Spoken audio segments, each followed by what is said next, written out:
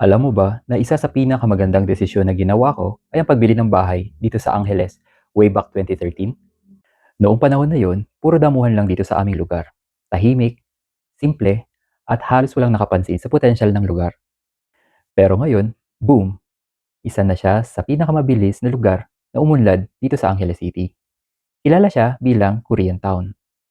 Puno ng restaurants, cafes, mga businesses, at buhay na buhay ang komunidad.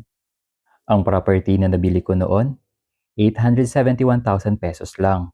Pero ngayon, ang market value niya, umaabot siya ng 2.5 hanggang 4 million pesos. Imagine mo yon, ganun kalaking appreciation. Malapit din ito sa mga schools, sa pampang public market, at sa halos ng mga kailangan mo. Isa sa pinaka nagustuhan ko ay 10 to 15 minutes lang ang biyahe ko papuntang Clark Freeport Zone kung saan ako nagtatrabaho. Sobrang convenient. Kaya hindi rin nakapagtataka kung bakit mabilis ang pagtaas ng value ng lupa dito. Kaya kung nag-iisip kang bumili ng property, heto na talaga. Hindi mo kailangan maghintay ng isang dekada bago mo makita ang value ng isang good decision. Kung may questions ka tungkol sa lugar, property investings, o kung gusto mong humingin ng recommendations, i-comment mo lang dito sa baba. Baka makatulong ako sa next good decision mo.